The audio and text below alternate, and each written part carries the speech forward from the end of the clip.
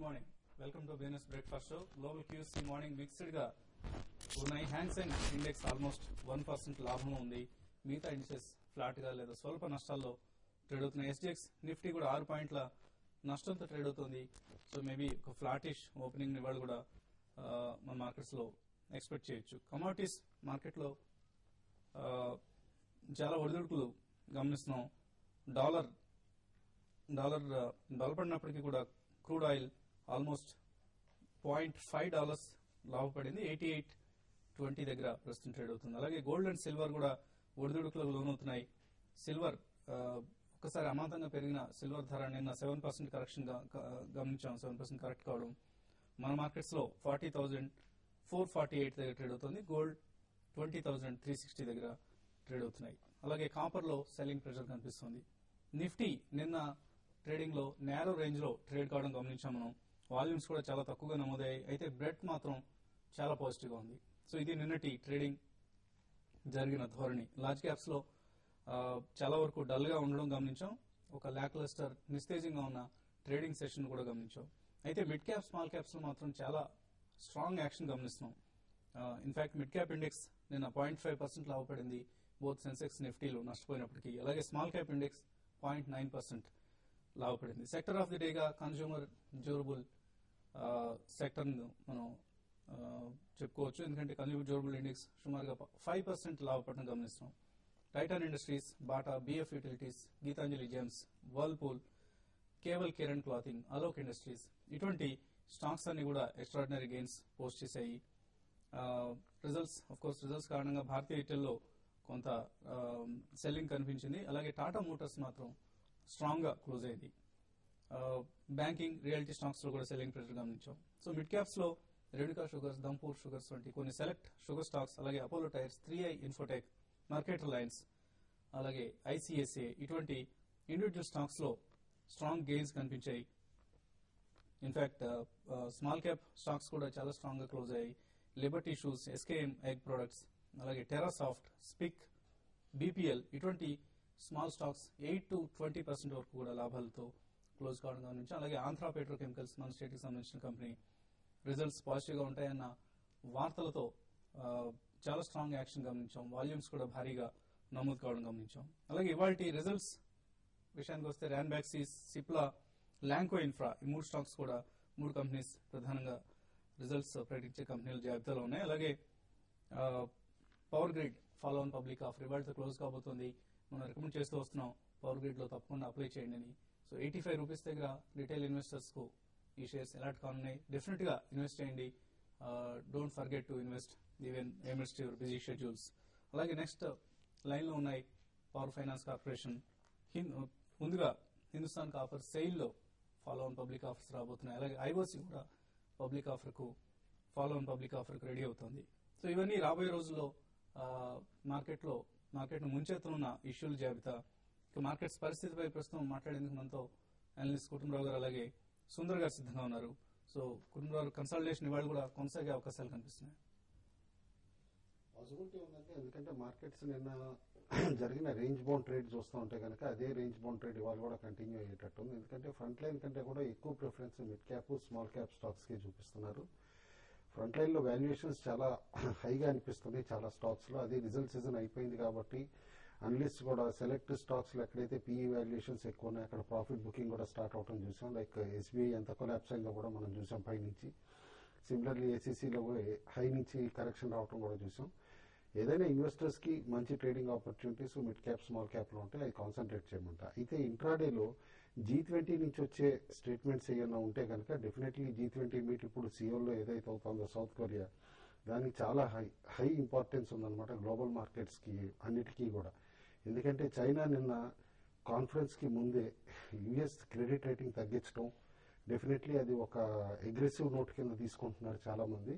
కాబట్టి అక్కడ ఏదైనా పాజిటివ్ స్టేట్మెంట్ వచ్చి కరెన్సీ వార్స్ ఆగితే కనుక డెఫినెట్లీ గ్లోబల్ మార్కెట్స్ అన్ని ఒకసారి అప్వర్డ్ ట్రెండ్ చూపించవచ్చు. అప్పుడు మన మార్కెట్ కూడా బాగా జంప్ అవుతుందని అనుకుంటున్నా. Till then 60 to 80 is the benchmark on downside for Nifty. Okay అండి. సో గ్లోబల్ క్యూస్ గమనిస్తే కొంత ఫ్లాట్ గా కనిపిస్తున్నాయి. But course Nikkei, Shanghai and Hang Seng 3 కూడా స్ట్రాంగ్ గా ట్రేడ్ అవుతున్నాయి. సో మన మార్కెట్స్ లో ఎటువంటి ఓపెనింగ్ ఎక్స్పెక్ట్ చేస్తున్నారు మీరు?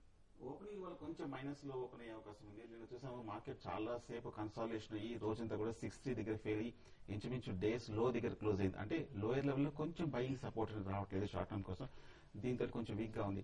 అలాగే బ్యాంకింగ్ సెక్టర్ చూస్తే కనుక ఎస్బీఐ రిజల్ట్ వచ్చినప్పటి నుంచి కొంచెం మైనర్ కాన్షియస్ ట్రెండ్ లో పడినట్టు కనిపిస్తుంది. అలాగే నేను డిఎల్ఎఫ్ రిజల్ట్ కూడా రావడం జరిగింది. రిజల్ట్ రాకముందే ఫుల్ స్ట్రాంగ్ రన్అప్ కూడా వచ్చింది. అలాగే నిన్న రిజల్ట్ చూస్తే కనుక కొంచెం డిసప్పాయింట్ చేసినట్టుగా కనిపిస్తుంది. కొంచెం ఒక 5% డిప్ తోటి నా ఉద్దేశం రియల్ ఎస్టేట్ స్టాక్స్ కూడా ఒక చిన్న మైనర్ కరెక్షన్ వస్తుంది. సో మార్కెట్ లీడర్స్ రెండు సెక్టర్స్ అయిన బ్యాంకింగ్ అండ్ రియల్ ఎస్టేట్ కొంచెం వీక్ గా ఉంటుంది కాబట్టి నా ఉద్దేశం మార్కెట్ కూడా కొంచెం ఫర్దర్ కన్సాలిడేషన్ ఉంటుంది. ఇక షార్ట్ టర్మ్ ట్రేడర్స్ ఉంటారా 6250 దగ్గర ఒక స్ట్రాంగ్ సపోర్ట్ ఉంది. అక్కడ ఖచ్చితంగా మార్కెట్ ఇవాళ రేపు పరీక్షించి అక్కడ దానిపైన ఖచ్చితంగా నిలబడాలి. ఒకవేళ అక్కడ నిలబడకుండా దాని కిందే కనుక క్లోజ్ అయితే మటుకు నా ఉద్దేశం షార్ట్ టర్మ్ కరెక్షన్ ఒక 6000 వరకు కూడా వచ్చే అవకాశం కనిపిస్తుంది. సో 2-3 కన్సాలిడేషన్ తర్వాత 6250 పైన క్లోజ్ అవుతే కనుక మార్కెట్ లో ఒక పాజిటివ్ ట్రెండ్ అనుకోవచ్చు, అప్పుడే స్థిరపడినట్టు అనుకోవచ్చు, అప్పుడే 6250 పైనే లాంగ్ పొజిషన్ ఫర్దర్ గా బిల్డప్ చేసుకోవచ్చు. ఇక ఇంట్రాడే ట్రేడర్స్ కనుక ఫస్ట్ హాఫ్ అన్ అవర్ కొంచెం కాషియస్ గానే ఉంటుంది. వెయిట్ చేయండి. 6250 కింద బ్రేక్ అవుతే షార్ట్ పొజిషన్ తీసుకుని ఒక 20-30 పాయింట్స్ టార్గెట్ క్లోజ్ చేయండి. అలాగే 6280 పైన కనుక ఒక 15 మినిట్స్ నిలబడితే కనుక అప్పుడు ఒక లాంగ్ పొజిషన్ తీసుకుని ఒక కింద ఒక 10-15 పాయింట్స్ స్టాప్ లాస్ పెట్టుకోండి. మార్కెట్ ఇవాళ కూడా కొంచెం కన్సాలిడేషన్ ఉంటుంది, కొంచెం కాషియస్ గానే ఉంటే మంచిది. ఓకే అండి. కాలర్స్ కొంతమంది లైన్ ఉన్నారు. శేఖర్ వరంగల్ నుంచి. శేఖర్ గారు చెప్పండి. శేఖర్ హలో, వినపడుతుంది, చెప్పండి. Good morning sir. Good morning. Sir Tata chemicals ఈ రేట్లో బై చేయొచ్చా? ఇప్పుడు టీసీఐ బై చేశాను సార్, ప్రసాద్ గారి రికమెండేషన్. ఏమండి టీసీఐ? సార్ బాగున్నా సార్? బాగున్నాను. TCI TCI Tata chemicals sir. Okay అండి, ఓకే అండి. So Tata chemicals TCI last time recommendation దగ్గర నుంచి కాస్త తగ్గిందండి. ప్రసాద్ గారు చెప్పినప్పుడు అరౌండ్ 155-160 ఉండిందనమాట. ఇప్పుడు currently it is trading around 140. But long term కి మాత్రం definitely very good stock, asset rich company అనమాట. ఎసెట్ వాల్యూస్ అన్లాక్ అవుతాయి అని చెప్పేసి రికమెండేషన్ ఇవ్వడం కూడా జరిగింది. Probability of 200 touching very high అనమాట. నెక్స్ట్ 3 to 6 months లో స్టాక్ యాజ్ ఆఫ్ నో మాత్రం హోల్డ్ చేయండి. టాటా కెమికల్స్ రిజల్ట్స్ వచ్చిన తర్వాత ఏదైతే కరెక్షన్ వచ్చిందో అప్పుడు 380-390 లెవెల్స్ లో బాగా స్ట్రాంగ్ బాటమ్ ఫామ్ అయింది అనమాట. అక్కడి నుంచి ఇప్పుడు తిరిగి రీబౌండ్ అవుతుంది along with other fertilizer stocks.